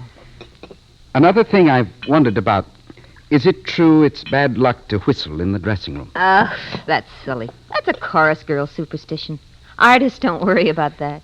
I'm grateful you answered my note this afternoon. Vincent, why did you send the note to me? With those 6 beautiful Cardoza sisters on the same bill. I thought them very ordinary girls, not in the least beautiful. Not as you are beautiful. Oh, now. What made you answer my note? I had 3 birds this morning. Birds? Tea leaves means good luck. And then when I got your note, naturally I took it to Mamie. She does handwriting, too. She said you were a fine gentleman. Otherwise, I wouldn't have answered you because I've never had a blind date before. Then I'm most grateful to Mamie. Well, I think it's just about time we left. Oh, I don't know, Gloria. I see you have a portable phonograph. Travel with it? It's an old one. Doesn't work too well. I've got to have it fixed. I'm very fond of music, Gloria. What do you have here? It doesn't work. This one. Moonlight Madonna. It's the music you use in your act. Let's play it. I told you the phonograph doesn't work. All right, now, come on. I think you're wrong, Gloria. You see? It works fine, see? I finished my drink, so come Couldn't on. we have another one and listen to the record? No, I've had enough and you've had enough. Now, let's get Must you wear that fur piece? For your information, Mr. Wise Guy, this fur piece was given to me by Mr. John Meston and is practically unattainable on today's market. You just can't get it nowadays. I can wear this anywhere at all. What I mean, Gloria, it doesn't do you justice. Nothing is beautiful enough for a girl with lips like... Don't touch me. Don't ever touch me. You shouldn't have done that, Gloria. When I was a little girl, one night I was standing in the wings watching Diane, and a stagehand kissed me on the cheek. And I just... Well, he's still carrying the scar on his forehead. I took the heel of my shoe and I hit, and he... Don't ever try to touch me. Never. Now, we've had our wine, and it's 11:15, and we're going. We're going right now, understand? We didn't hear the rest of the record, Gloria. Get out. Get out of my dressing room. I don't want to leave yet, Gloria. Why, you... I'll show you. What? It's no use. I have the key. Bill, come here and help me. Bill! If that's the name of the stage doorman I met coming in, a liberal gratuity, a gentle hint, and he obligingly left you and me alone, Gloria. There. Now, aren't you going to take the drink I fixed for you? I'm not afraid of you. I'm not afraid of anybody. There's no reason to be afraid of me, Gloria. Take your wine and sit down. Listen to the music. Here. I don't want it. Now, why did you do that? Because I don't want to have another drink here. I want to leave. Unlock the door. Don't be impatient, Gloria. We'll leave in a moment. Why can't we leave now? I want to get out for some fresh air. You said you weren't frightened? I'm not. Well, then why do you want... You promised to take me to Gregory's for supper. I've done 4 shows a day for 6 days, and I'd like to relax. Tomorrow I've got... Of course you would. Look, I'll even change my fur piece, Mr. Vincent? You know, Gloria, loneliness is a terrible thing. Loneliness is awful. You can wander in a city of 1 million people and yet have no one to speak with. And you wander and you think there is no cure for loneliness. But as I watched you there dancing on the stage, I knew that loneliness has a cure. Just a simple kiss will banish loneliness forever. Well, you're not going to kiss me, I'll tell you that. I don't care how lonely you are. And I'm sick of this record.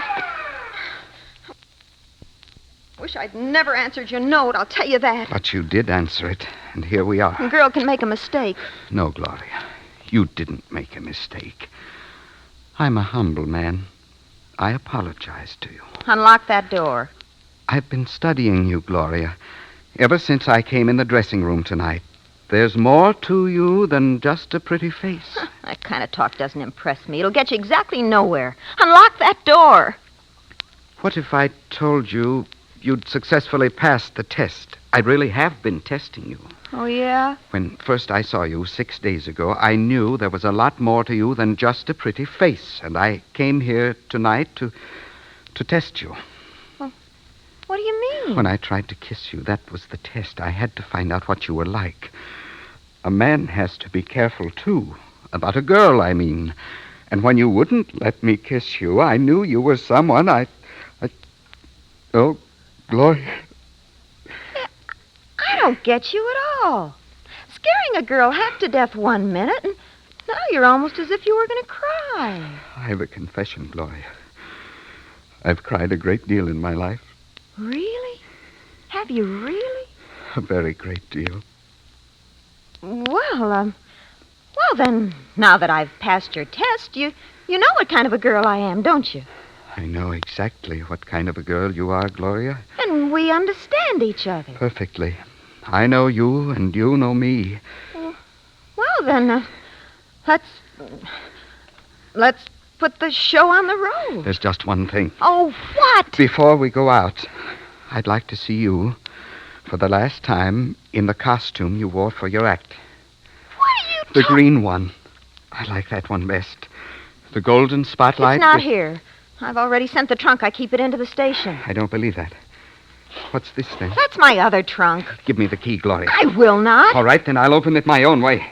Put that knife away. Gloria, a knife is a very handy instrument.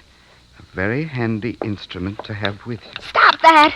Stop that. You're going to break the lock. Get away from that trunk. Oh. Don't do that. Don't ever try to take my knife away from me. Don't ever try to take my knife away from me.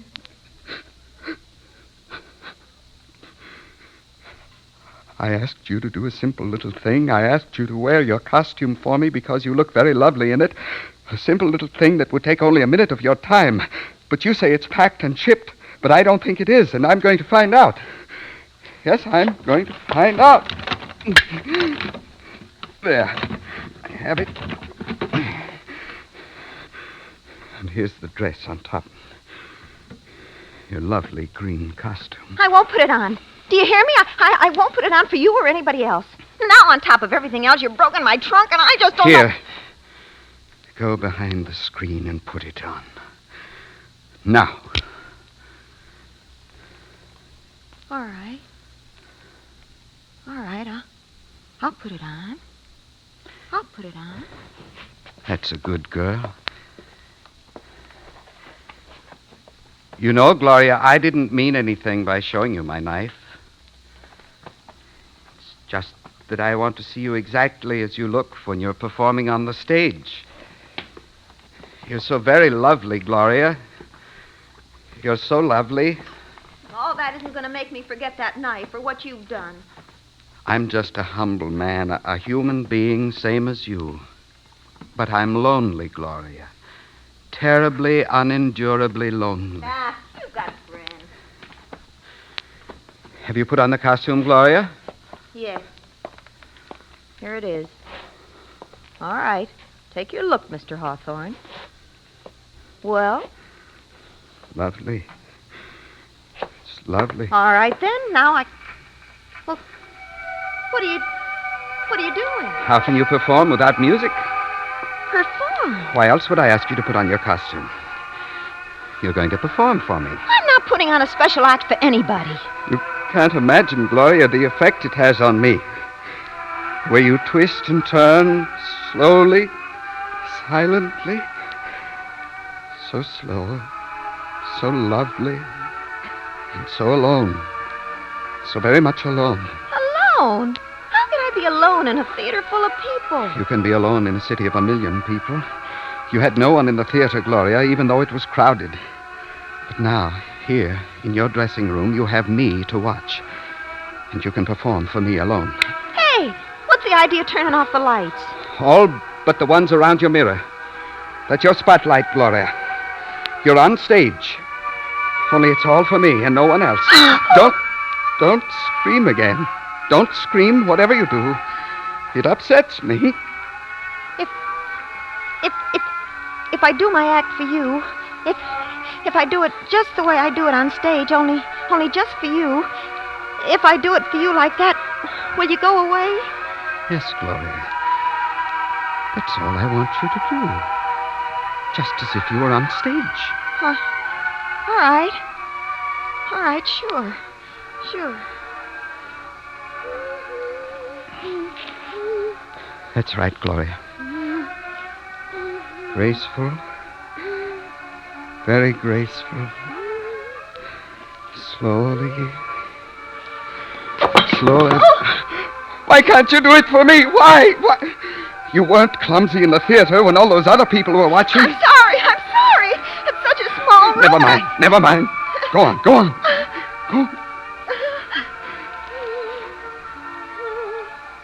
Yes. Yes, that's right, Gloria. Easy.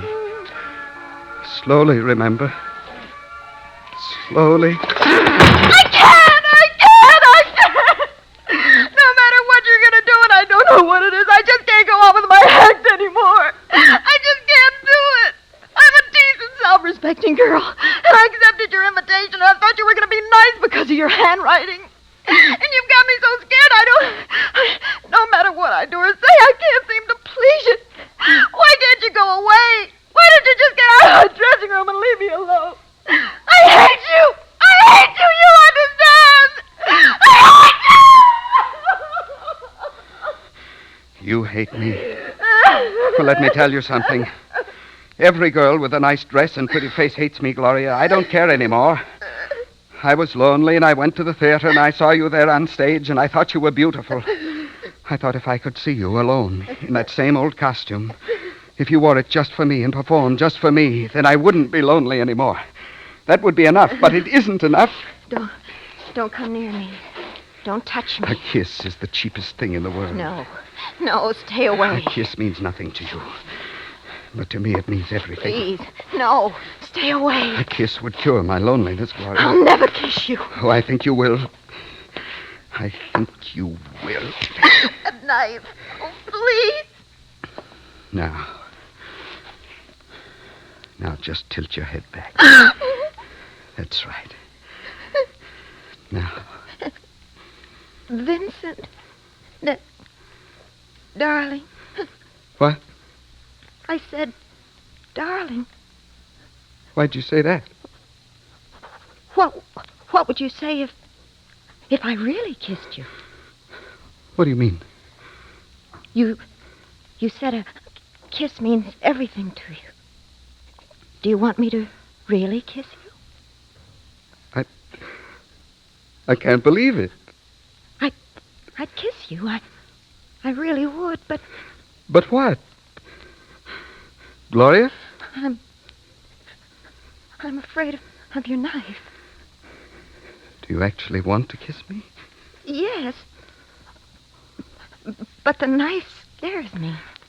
I never meant to use it, Gloria. Here. You take it. Now. I'll kiss you! I'll kiss you!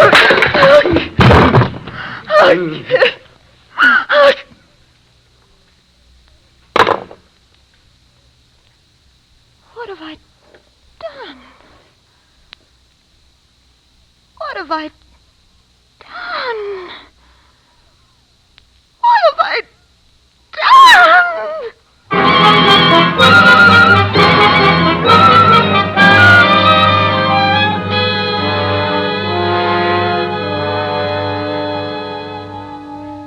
They'd been looking for him ever since he left London.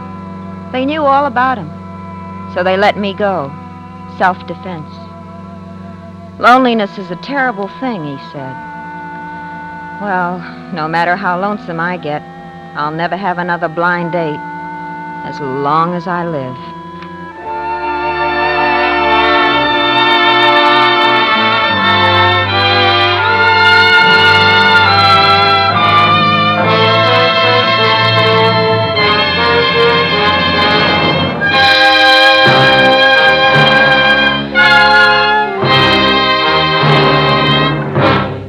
Suspense, in which Shirley Mitchell starred as Gloria and Vic Perrin as Vincent, with Lee Millar as Bill. Next week, the story of a motion picture producer and a young actress who finds to her dismay that she has rather more dramatic talent than even she ever hoped for. We call it Shooting Star. That's next week on Suspense.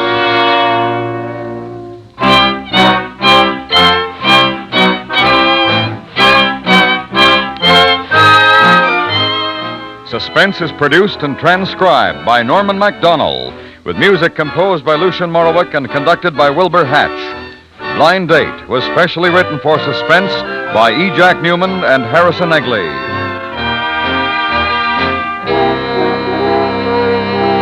Listen while you work. Enjoy The Second Mrs. Burton, Monday through Friday in the daytime on the CBS Radio Network.